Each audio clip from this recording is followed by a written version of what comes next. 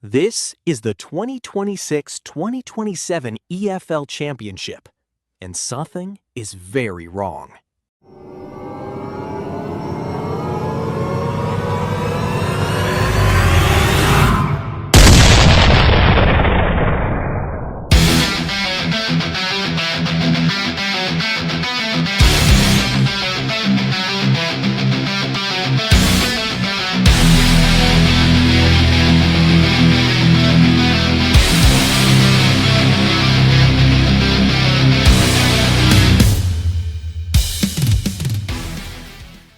The championship already lives on pressure.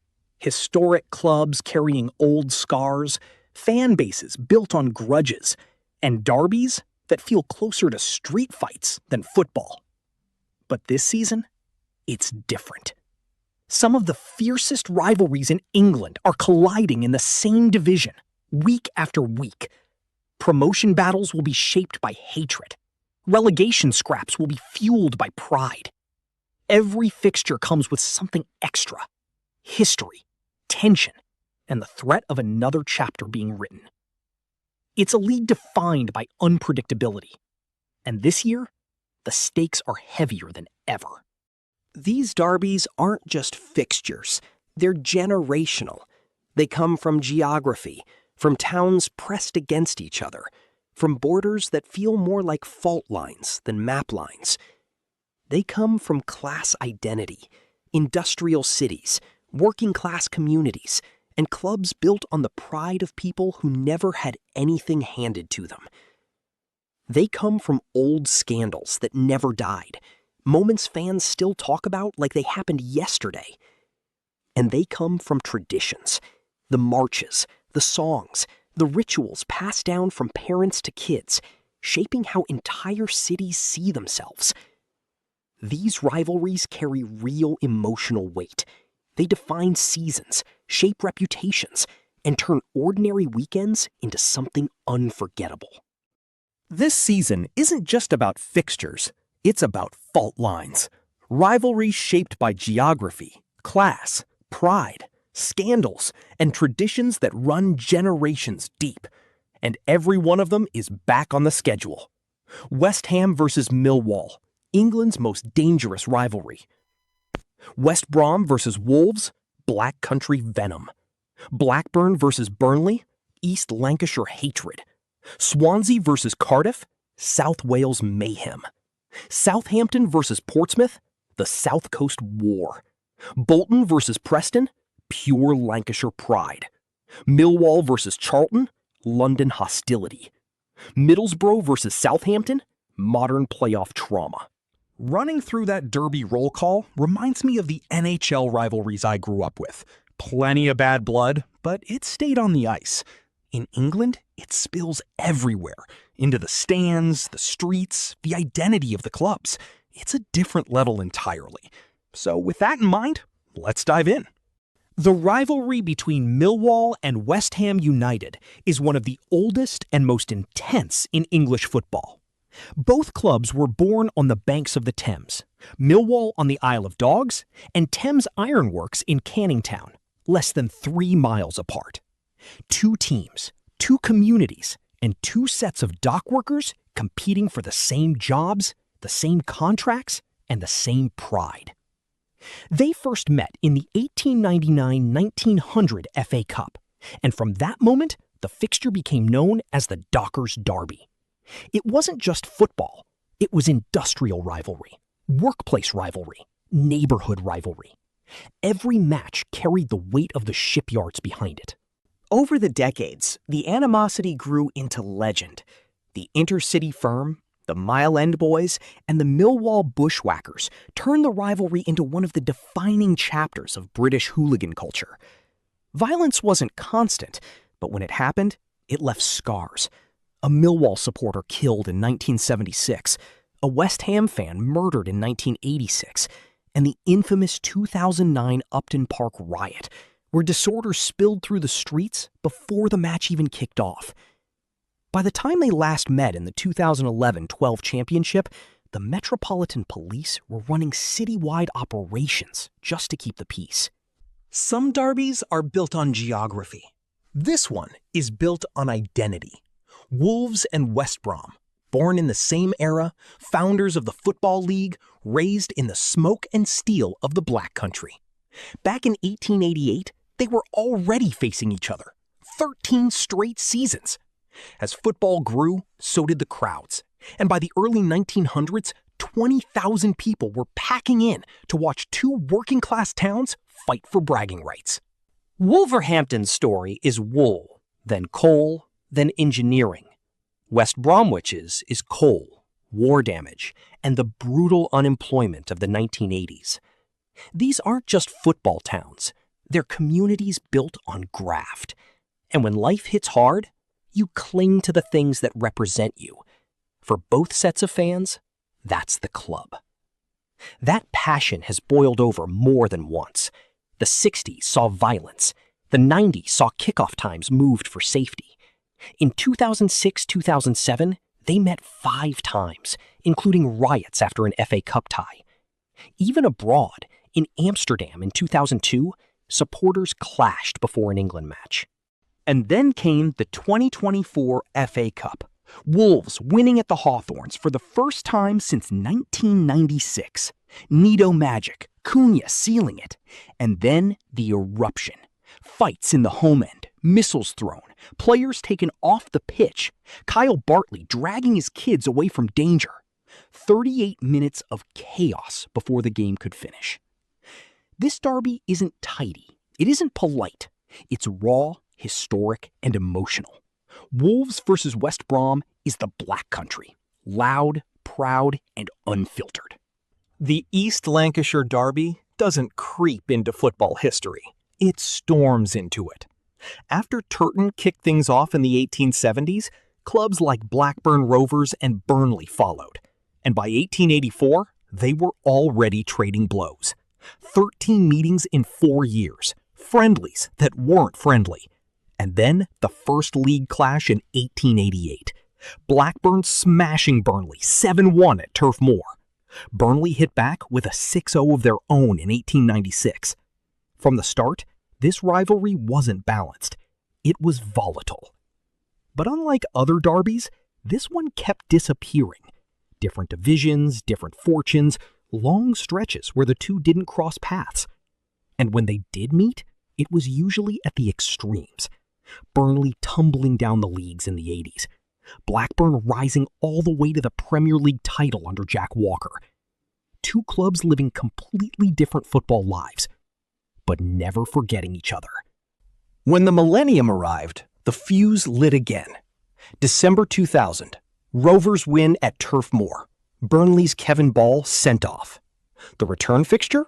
Blackburn win 5-0 and go up. Burnley climb too, reaching the Premier League in 2009. And suddenly, the derby is back in the top flight for the first time since the 60s. The police respond with draconian travel rules. Fans forced onto designated buses. 50-plus arrests. Violence inside and outside pubs. This derby doesn't simmer, it boils. David Dunn stirs the pot before the return fixture, saying he hopes Rovers thump Burnley 10-0. Blackburn win again. Seats ripped out. Sinks smashed. 42 arrests. Burnley go down. Blackburn go down later. The chaos never really stops. Then comes 2014. Burnley finally beat Blackburn for the first time in 35 years. Late goals at Ewood Park. Promotion follows. Relegation follows. More meetings. More tension. Burnley do the double in 2022-23 and even clinch the championship title at Ewood Park. For Burnley fans, that's folklore. For Blackburn fans, that's a scar. And through all of it, the security operation grows into something almost surreal. Convoys of buses crawling down the M65, fans chanting, then falling silent as they enter enemy territory. Police lines thick enough to feel like a border crossing. Outsiders think it's excessive. Locals know it's necessary. Because this derby has seen everything. Ambushes, running battles, trains bricked, seats torn out, and notorious hooligans like Andrew Porter turning up in documentaries. Even with full lockdown-style policing, fans still try to break through for a scrap. Blackburn versus Burnley isn't just a rivalry. It's a fault line running through East Lancashire. History, pride, bitterness, and identity all colliding every time these two meet. The South Wales Derby didn't start as a blood feud. It started quietly. Back in 1912, Swansea's first competitive match, ending in a simple draw. For decades, the fixture barely appeared, the two clubs drifting between divisions, meeting only 8 times before 1945. But when football crowds exploded after the war, this derby suddenly had a stage. In 1949, more than 57,000 people packed in for a clash that felt like Wales itself had shown up. The 50s kept the momentum going. Welsh Cup finals, record attendances, two cities pulling against each other like tectonic plates. But as the 60s arrived and both clubs dipped, the crowds thinned, and something darker crept in. By the late 80s and early 90s, the rivalry had mutated. Cardiff's Soul Crew and Swansea's Jacks turned match days into battlegrounds. In 1988, after a Cardiff win, around 10 away fans were chased into the sea by a mob of Swansea supporters, the moment that birthed the infamous swim away gesture. In 1992, clashes at the Vetchfield led to 39 arrests and damage across the city. John Williams, who played for both clubs, said fans would fight in the streets, the train station, all the way down the motorway. This wasn't rivalry, it was civic warfare. Then came the Battle of Ninian Park in 1993. The match delayed 40 minutes. Swansea fans ripping out seats and launching them at Cardiff supporters. Home fans storming the pitch. Mounted police and dogs trying to restore order. National news showing hundreds brawling. The FAW responded with a first-of-its-kind decision. Away fans banned. The derby became the blueprint for how bad things could get. And yet, football kept moving. Swansea reached the Premier League in 2011, the first Welsh club ever to do it. Cardiff followed in 2013, setting up the first top-flight South Wales derby. Cardiff won the opener 1-0. Swansea hit back with a 3-0 in the return. Then, the clubs split again, swapping divisions like two magnets refusing to sit still. They finally reunited in the Championship in 2019, and the derby rolled on. Over 110 meetings now, a rivalry that began friendly but evolved into one of Britain's fiercest. Legends like Roger Freestone and Brayley Reynolds etched their names into its history. And in January 2025, Cardiff took the latest chapter with a 3-0 win at home. The South Wales Derby isn't just football, it's identity, territory, and history colliding every time blue meets white. A fixture born quietly and forged into something unforgettable. The South Coast Derby looks simple on a map.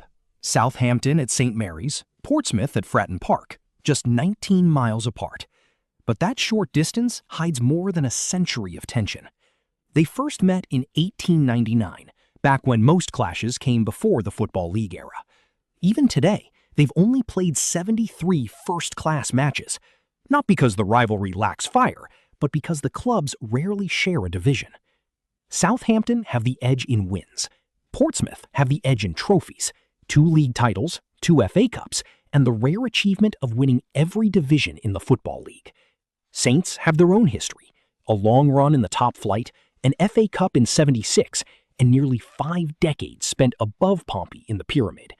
2 clubs, 2 identities, 2 very different football journeys. But the bitterness? That came later. Until the early 70s, fans would actually watch each other's games. Then, fortunes flipped. In 1976, Portsmouth's new international port opened, seen as a threat to Southampton's docks. Pompey were sliding down the leagues. Saints were rising. 5 straight derby defeats for Portsmouth.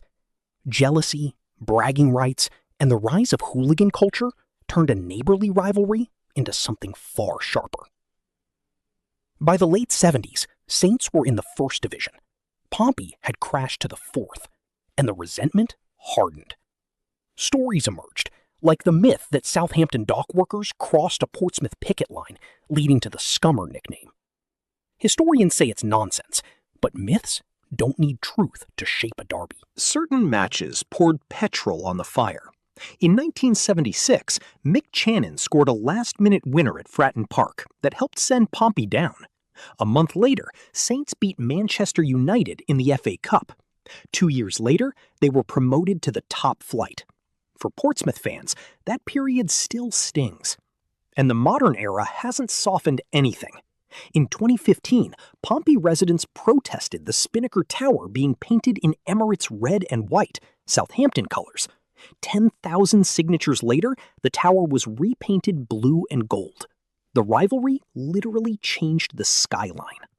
When the clubs finally met again in 2019, their first clash in 7 years, the police operation was enormous. Hundreds of officers, flares in the streets, fans separated for over an hour, and violence even after Southampton's 4-0 win. A police horse was punched. Hampshire police called it the biggest football operation the county had ever seen. Now, with Southampton dropping from the Premier League and Portsmouth rising in the Championship, the derby returned in 2025-26, the first league meetings since 2011-12. A rivalry that once felt dormant is suddenly alive again. Southampton versus Portsmouth. 2 cities, 2 ports, 2 histories. And a derby that proves geography doesn't make neighbors. It makes enemies. The Red Rose Derby between Preston North End and Bolton Wanderers isn't just a fixture. It's one of the original battlegrounds of English football. 2 founding members of the Football League, 2 Lancashire clubs separated by miles but united by a century of competition. This rivalry goes all the way back to the 19th century, and across nearly 150 meetings, it's always carried that old-school edge. And every so often, that edge turns into something else entirely. One of the modern flashpoints came in 2018 at Deepdale. Preston raced into a 2-0 lead. Bolton clawed back to 2-2, and then full-time descended into chaos. A 22-man brawl, both goalkeepers sprinting in, players swinging, bodies everywhere. Preston's Ben Pearson saw red for a headbutt on Joe Williams. It was the kind of moment that reminds you this derby still has teeth. But the biggest battle between them didn't come in a league match. It came in the 2001 playoff final, Millennium Stadium. Promotion on the line, a game that felt like the entire county was watching. Bolton won it, and for Preston fans, that defeat still sits heavy. For Bolton, it was a defining moment. Bragging rights with silverware attached. What makes this derby special is how evenly matched it's been across generations. Neither club has ever truly dominated the other. Every era has its own heroes, its own heartbreaks, its own stories of Lancashire pride. And whenever they meet, the atmosphere feels like a throwback, raw, loud, and emotional. The Red Rose Derby isn't the flashiest rivalry in England. It's not the most televised, but it's one of the oldest, one of the tightest, and one of the few that still feels like football from another time. Where history matters, where county identity matters, and where 2 founding clubs still fight for the same patch of Lancashire soil. Preston versus Bolton, the Battle of the Roses, a rivalry that never needed hype because it's been burning for over a century. The South London derby between Millwall and Charlton Athletic isn't built on hype, it's built on geography. The Den and the Valley sit less than 4 miles apart. 2 stadiums separated by a short drive, but divided by a century of resentment. Since their first competitive meeting in 1921, Millwall have dominated the fixture. 38 wins, 27 draws, just 12 defeats.